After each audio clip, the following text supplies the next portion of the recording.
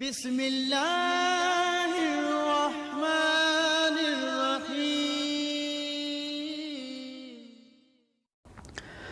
बिल्लाहि स्समीउल अलीम मिनश शैतानिर रजीम बिस्मिल्लाहिर रहमानिर रहीम अल्हम्दुलिल्लाहि रब्बिल आलमीन व सल्लल्लाहु अला मुहम्मदिन व आलिहि तय्यबीन ताहिरीन अम्मा बाद फ़क़द क़ाल अल्लाहुल हकीम फ़िल क़ुरआनिल करीम बिस्मिल्लाहिर रहमानिर रहीम या अय्युहर रसूल बल्लिग़ मा उन्ज़िला इलैका मिन रब्बिक व इन लम तफ़अल फ़मा बल्लग़्ता रिसालतह। अस्सलामु अलैकुम व रहमतुल्लाहि व बरकातुहू। गद्दीर जे हवाले सां चौथी नशस्त ऐं आख़िरी नशस्त खणी तव्हांजी ख़िदमत में हाज़िर थिया आहियूं। गुज़िश्ता नशस्तनि में असां अर्ज़ु करे चुका आहियूं त गद्दीर जी ऐं हदीस गद्दीर अहिड़ी त वाज़िह ऐं मुतवातिर हदीस आहे जेका नाक़ाबिल इनकार आहे, जंहिंजो इनकार नथो करे सघिजे। सभ खां पहिरीं असां हदीस गद्दीर जे मुतवातिर हुजण खे साबित कयो, अहले सुन्नत उलमा जा अक़वाल नक़िल कया। उनखां बाद में असां अर्ज़ु कयो त अगरि तव्हां नथा मञो मुतवातिर त उनखां बाद में अहले सुन्नत केतिरा अहले सुन्नत जा उलमा आहिनि जिन्हनि हदीस गद्दीर जे अगरि तवातुर खे न बि मञूं, मुतवातिर हुजण खे न बि मञूं त उन्हनि जे सिलसिले सनद खे सही करार ॾिनो आहे त इहा हदीस गद्दीर सही हदीस आहे। उनखां पोइ असां अचूं था हदीस गद्दीर जे मतन जे बारे में बहस कयूं था त अहम एतिराज़ जेको कयो थो वञे, जॾहिं आजिज़ अची था वञनि मुखालिफ़ीन त हदीस गद्दीर या त मुतवातिर मञनि था, मुतवातिर न त सही आहे, सनद हुनजी सही आहे ऐं हदीस गद्दीर साबित आहे, त उनखां पोइ इहो हीलो करण जी कोशिश कनि था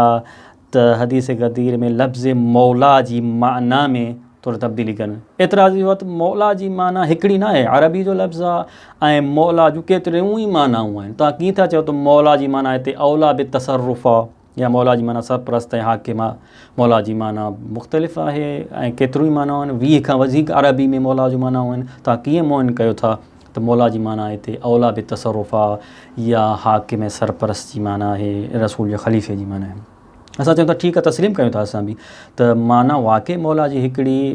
बिलफ़र्ज़ न आहे। अगरि त अवलनि त असां इनखे तस्लीम नथा कयूं, लफ़्ज़ मौला जी माना ई हिकिड़ी आहे, औला बि तसरुफ़, औलवियत जी माना, याने मौला माना जेको ॿियनि जे बनिस्बत वधीक हक़ रखे कंहिं बि शइ जे बारे में, उहो इस्तेमालु ते ॾिठो वेंदो त कहिड़ी जॻह ते मौला कहिड़े नमूने इस्तेमालु थियो आहे। बिलफ़र्ज़ असां मञूं था ठीकु आहे 20 खां मथे माना आहिनि, पोइ 20 खां मथे मौला जो माना आहिनि, पोइ असां चवंदासीं त जिते मौला जो लफ़्ज़ इस्तेमालु थियो आहे ॾिसणो पवंदो उते मौला जी माना कहिड़ी इस्तेमालु थी आहे, उन सियाक़ व सबाक़, उनखां मौला जंहिं जुमिले में इस्तेमालु थियो आहे लफ़्ज़ मौला, उनखां अॻियां जुमिला, बाद वारा जुमिला, ज़मानो मकान कहिड़े ज़माने में इस्तेमालु थियो आहे, कहिड़ी जॻह ते इस्तेमालु थियो आहे, कहिड़ी सूरत हाल ही जिते इहो मौला जो लफ़्ज़ इस्तेमालु थियो, त ख़बर पइजी वेंदी। इशारा ऐं किनाया ऐं क़रीना मौजूदु आहिनि जिते वाज़े थी वेंदो, छो जो हिकिड़े वक़्तु भली लफ़्ज़ जूं चाहे 20 खां वधीक मानाऊं हुजनि, हिकिड़े वक़्तु उहो लफ़्ज़ हिकिड़ी माना में इस्तेमालु थी सघे थो, हिक खां वधीक माना में इस्तेमालु नथो थी सघे। पोइ तव्हां अगरि अचो हदीस गद्दीर ते नज़र कयो, ॾिसो त हदीस गद्दीर में मन कुन तो मौला हो फ़हाज़ा अली मौला हो ते रसूलुल्लाह छा था चवणु चाहिनि। अगरि तव्हां चओ था मौला जी माना नासिर मददगार आहे, मौला जी माना आहे दोस्त, रसूलुल्लाह चवणु पिया चाहिनि त यमन मां जॾहिं अली इब्न अबी तालिब आया हुआ त कुझु मसइला थी पिया हुआ, तंहिंजे करे अली इब्न अबी तालिब जे बारे में माण्हुनि खे थोरो बुग़्ज़ रहिजी वियो हो या माण्हू कुझु अहिड़े क़िस्म शिकायतूं पिया कनि, त रसूल अकरम शिकायतूं ख़तमु करण जे लाइ फ़रमायो त मन कुन तो मौला हो, जंहिंजो मां मौला यानी दोस्त आहियां या जंहिंजो महबूब मां आहियां उनजो अली दोस्त आहे या महबूब आहे, शिकायतूं कनि न। ईअं थी सघे थो छा एतिरनि हज़ारनि जी तादाद में एॾी गर्मी जे आलम में हालत में रसूल अकरम फ़क़ति इहो पैगाम पहुचाइणु चाहिनि त जंहिंजो मां दोस्त आहियां उनजो अली दोस्त आहे, जेको मूंसां मोहबत करे थो उहो अली सां मोहबत करे, अक़ल तस्लीम नथो करे इन ॻाल्हि खे, बल्कि अहम को पैगाम आहे जंहिंजे करे रसूल सभिनी खे मोटायो आहे, वींदड़नि खे मोटायो आहे, पोयां जेके रहिजी विया उन्हनि जे लाइ इंतज़ारु कयो, अचनि त हिकु अहम पैगाम पहुचाइनि। नथो थी सघे त मौला जी माना फ़क़ति दोस्त या नासिर मददगार हुजे, बल्कि मौला जी माना औला बि तसरुफ़ है, औलवियत वारी माना है। ख़ुदि क़ुरान मजीद में अगरि असां ॾिसूं त मुफ़स्सिरीन हिकु जॻह ते जॾहिं इस्तेमालु थियो आहे मौला जो लफ़्ज़, उन में छा मुराद वरिती आहे। सूरह हदीद जी 15 नंबर आयत आहे जंहिंमें लफ़्ज़ आयो आहे मसलन मावाकुम अन्नार हिया मौलाकुम, तव्हांजो ठिकाणो जहन्नम आहे, हीअ मौलाकुम, ऐं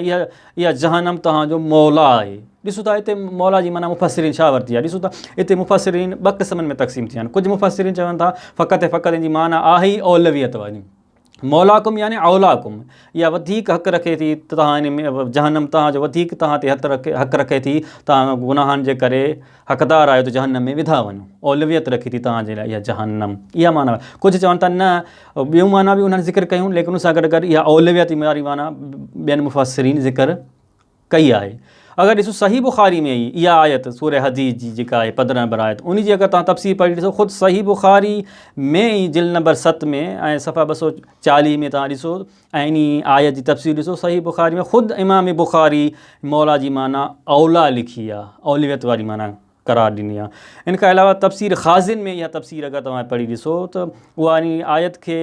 हीअ मौलाकुम जी आयत खे ज़िक्र करे ऐं चए थो त हीअ मौलाकुम ऐं वलीयुकुम वकील औला बिकुम, यानी वली ऐं औला वारी माना, इन जो मतिलबु आहे त मौला औलियत वारी में औला बितसर जी माना में इस्तेमालु छो आहे,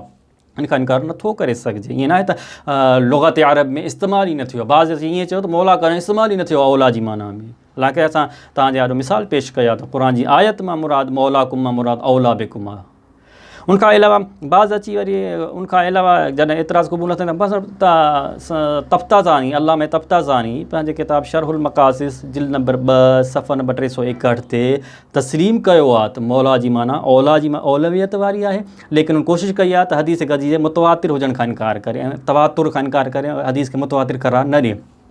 लेकिन अगर गौर कयो वञे त मौला जी माना रसूल अकरम सल्लल्लाहु अलैहि वसल्लम जॾहिं इक़रार वठनि था अलस्तु औला बिकुम मिन अनफुसिकुम, इहे करीना अगर तव्हां इशारा ॾिसो त सियाक़ु सबाक़ ॾिसो, उन खां पहिरियां कहिड़ो इक़रार वरितो आहे रसूल करीम, उन खां पोइ कहिड़ी दुआ था कनि अल्लाहुम्मा वालिमन वाला हो आदिमन आदा हो, ए ख़ुदाया तूं उनखे दोस्त रख अली खे दोस्त रखे, उनखे दुश्मन रख अली खे दुश्मन रखे। इहे सभु ॿुधाइनि था पिया। पहिरां मौला रसूल अकरम सल्लल्लाहु अलैहि वसल्लम एतराफ़ वरितो आहे, उन्हनि खां इक़रार वरितो आहे त छा मां तव्हांजे नफ़्सनि ते तव्हां खां वधीक औलियत नथो रखां, अलस्तु औला बिकुम मिन अनफुसिकुम। उनखां बाद में वरी चवनि था त अल्लाह मौला ई वाना मौलल मुमिनीन, अल्लाह मुंहिंजो मौला आहे, मां मोमिनीन जो मौला आहियां। उनखां बाद चवनि था त मन कुंतु मौला फ़हाज़ा अली मौला, हाणे जीअं जीअं मां हक़ तसरुफ़ तव्हांजे जाननि ते, माल ते, हर शइ ते हक़ तसरुफ़ रखां थो, तव्हांजो वाली आहियां, तव्हांजो सरप्रस्त आहियां, तव्हांजो हाकिम आहियां, अहिड़ी तरफ़ हाज़ा अली मौला, अहिड़ी माना में अली इब्न अबी तालिब बि तव्हांजो मौला आहे। इन जो मतिलबु आख़िर में असां नतीजो इहो कढी सघूं था त सनदन बि हदीस गदीर साबित आहे, मतनन बि मौला जी माना हाकिम आहे, सरप्रस्त आहे, औला बि तसरुफ़ आहे, इन जो क़ाबिल इनकार न आहे। फ़क़ति अगरि इनाद रखण वारो हिकु आहे उहो इनकार करे सघे थो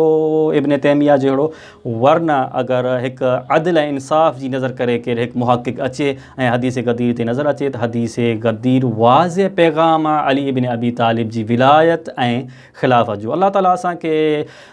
तौफ़ीक़ अता फ़रमाए त असां अगरि हक़ असांजे ॾाढो वाज़े थी वञे त असां हक़ खे क़बूल करे सघूं, ऐं असां अल्लाह तबारक ताला खां दुआ था कयूं त असांखे अमली तरह अली इब्न अबी तालिब जी विलायत खे क़बूल करणु ऐं उन जी तक़ाज़ा ते अमल करण जी तौफ़ीक़ इनायत फ़रमाए। वस्सलामु अलैकुम वरहमतुल्लाहि वबरकातुहू।